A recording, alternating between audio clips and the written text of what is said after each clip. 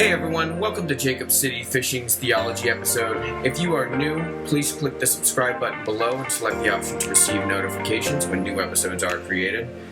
Let's jump into some theology. I hope you learn and enjoy. Alright, so it's been a little bit.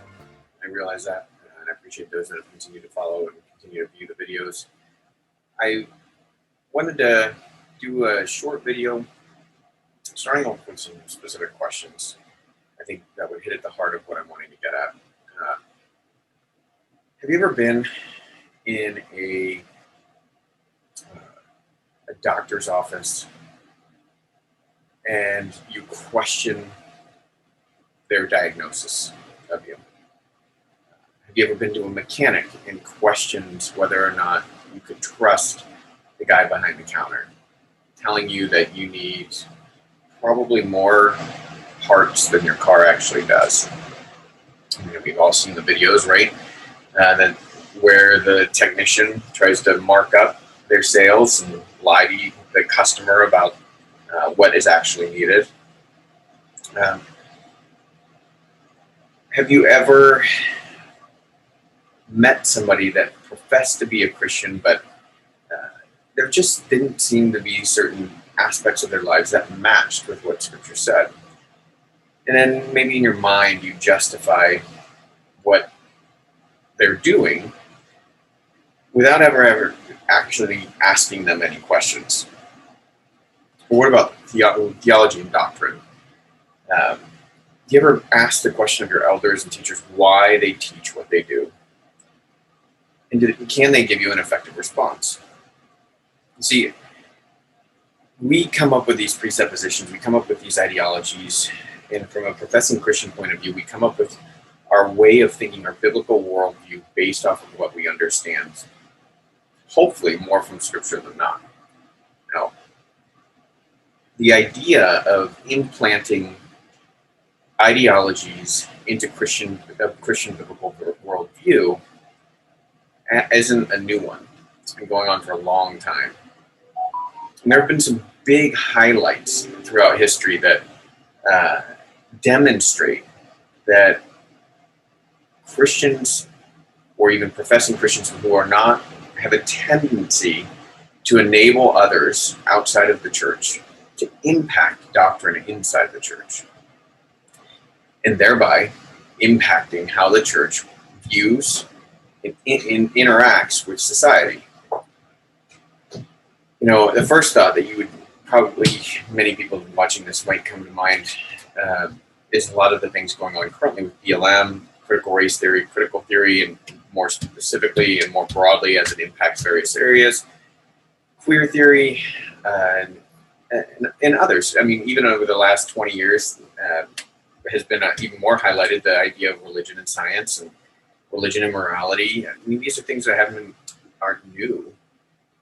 But especially during the 1700s to the 1900s with the Enlightenment period, the Age of Reason, the ideas that, you need to have these facts that support truth, the truth that you believe in, typically, in order to argue points. And even if it's well-intentioned within the church to try to have that, people can create what they want to have solutions for the reasons they believe what they believe.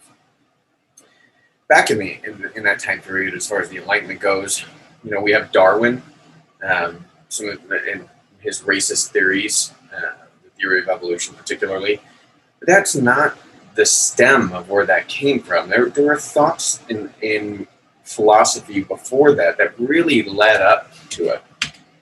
But the idea culminating out of that, because of Darwin, was that science and biblical truth, particularly creation, and ultimately out of that, the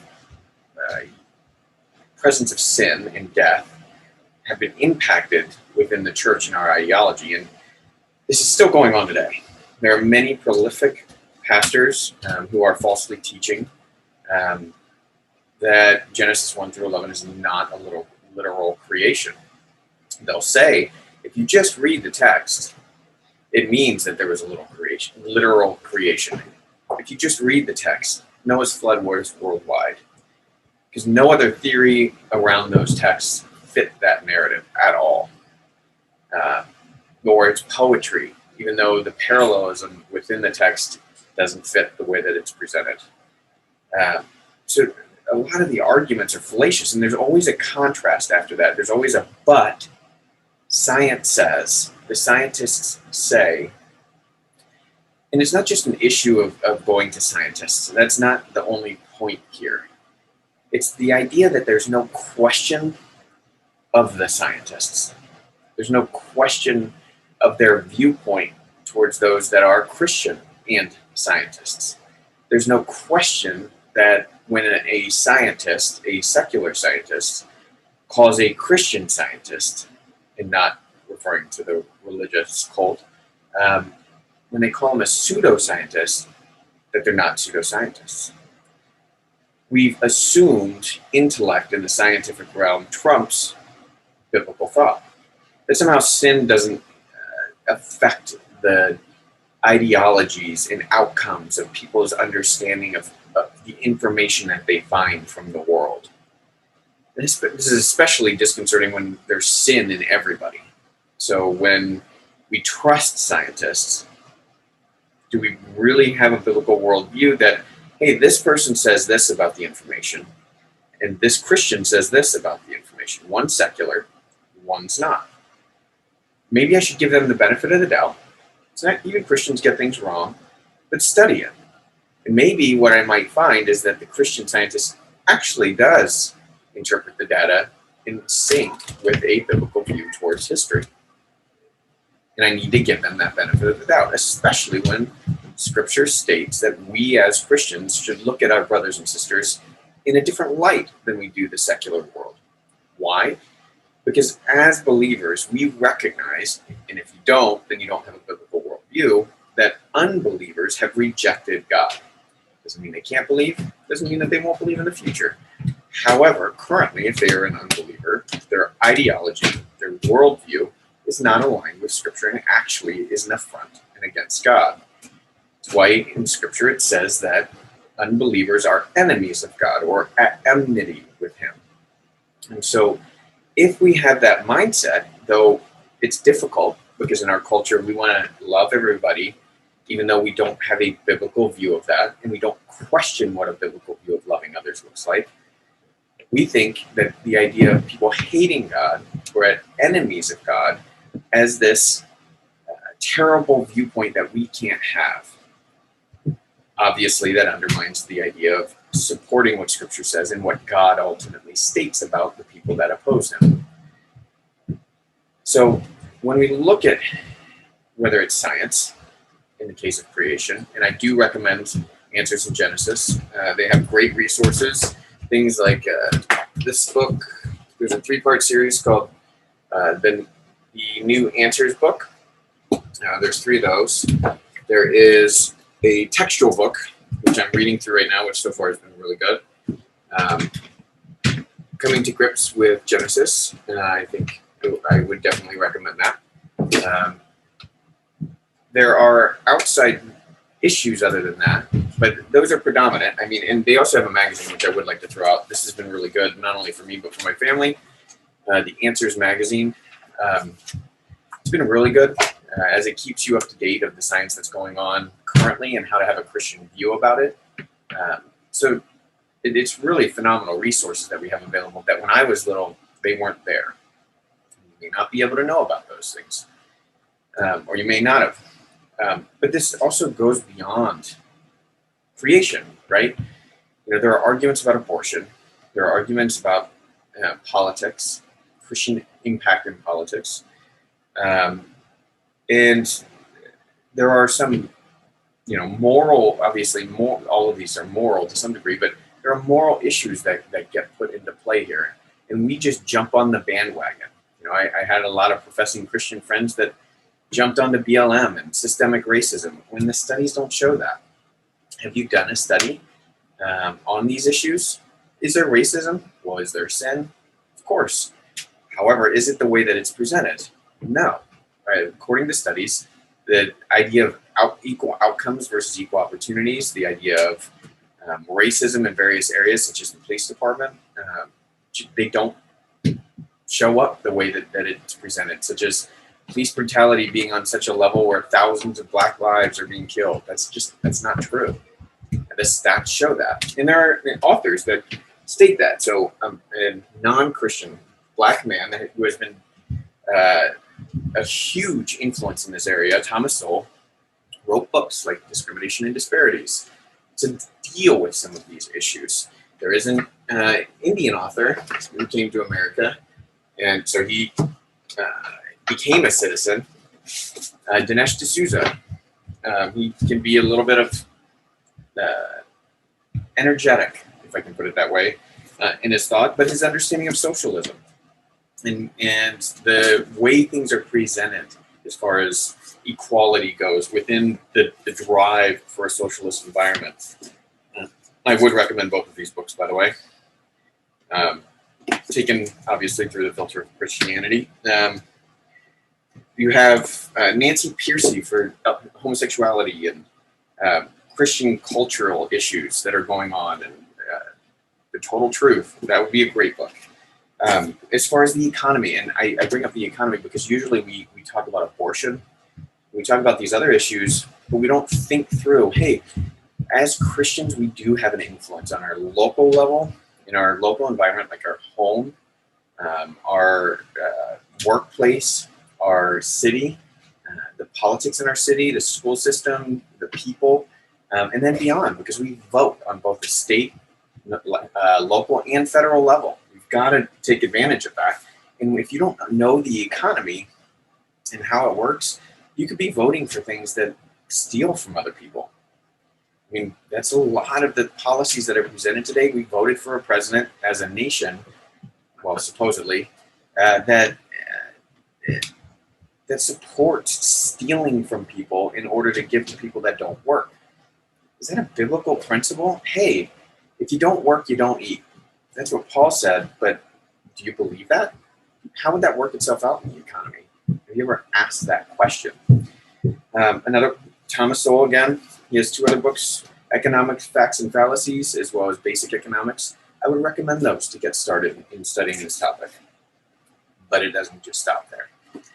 I think it is also important that we understand people from other people's points of view. And I've said this before, I'm sure, where you need to be able to articulate an argument from somebody else's point of view as vehemently as they do. And if you can't, you probably don't know their stand as well as you think you do. One of those books, Critical Theory, The Key Concepts by Dino Franco Faluga. I think that's how you pronounce his name. I hope so. I apologize if it's not. And this delves into, you want to know what critical theory is and the history behind it and why people believe what they believe. This is it. This gives you the definitions of things and resources to go to follow up. As well as social justice. We tend, there are other books. There's one by Bodhi Balcom that is really good. I think, I don't know if I have it out here, but he goes through from a pastor's point of view as a black pastor. Fault Lines. Phenomenal book. I would recommend it highly. And he just goes through and talks as a black man that has experienced racism. How should we perceive it as Christians? And it's really good. And he discusses critical race theory and critical theory and all of these things and how, and he has been. He has a degree in this area and he's a phenomenal scholar on it. And we need to ask these questions. Does social justice, when it's stated in the media and by people that support BLM, mean what the Bible means by social justice or biblical justice? It doesn't. And if you look that up, the meaning has to do with a dissemination of people's wealth. It has nothing to do with justice on an individual level. And that goes into a lot of other things that I can't get into right now. But if you've assumed certain things about these topics without investigating them, it's time to ask questions. And I would propose to you, begin asking questions. If you need resources, feel free to message me. Let me know. I'll throw these up there if you want me to.